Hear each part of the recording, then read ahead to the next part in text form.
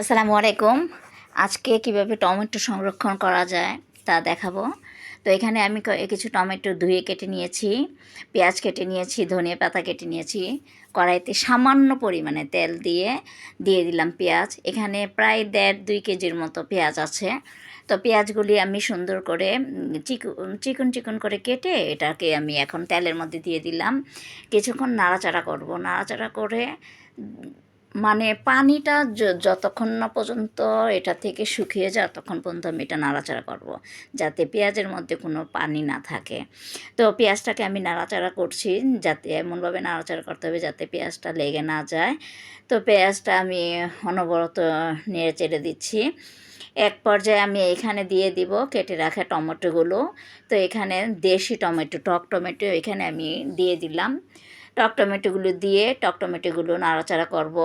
এটা নাড়াচাড়া করার পরে কিছুক্ষণ এইভাবে নাড়াচাড়া করব। নাড়াচাড়া করার পরে এখানে আমি কিন্তু কোনো ধরনের লবণ, হলুদ, মরিচ বা কিচ্ছুই এখানে মানে গুঁড়ো মশলা কিছুই এখানে ব্যবহার করব না।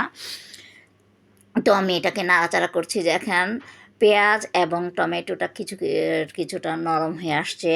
তো এই পর্যায়ে আমি দিয়ে দিব কিছু কাঁচা মরিচ, লাল এবং সবুজ রঙের। এগুলি আনাম রেখেছি, এগুলি আমি কেটে দেইনি।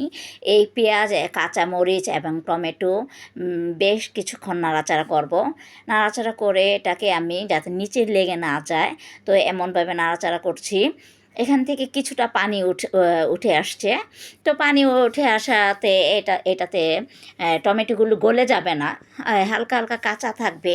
এই অবস্থায় দেখেন কিছুটা পানি উঠে আসছে। তো পানি উঠাতে এই পানিটাকে আমি একেবারে পরিপূর্ণভাবে শুকাবো না। এই পর্যায়ে দিয়ে দিব একেবারে দেশি ধনিয়া পাতা। এটাকে কুচি করে নিয়েছি।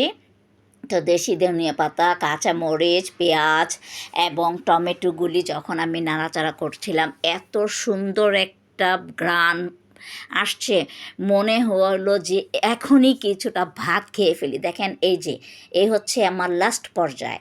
সব কিছু দেখা যাচ্ছে আধা কাঁচার মতো। তো এটাকে আমি এখন এই পর্যায়ে ঠান্ডা করার জন্য রেখে দিব। চুলাটা বন্ধ করে দিয়েছি। ঠান্ডা হয়ে আসছে, দেখেন হালকা হালকা ঠান্ডা হয়ে আসছে।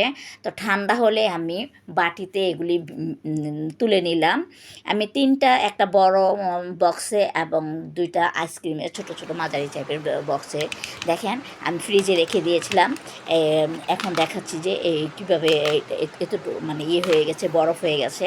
তো আমি এটাকে সংরক্ষণ করে রেখে দিব। এইভাবে আমি সারা বছর টমেটো সংরক্ষণ করে রাখি।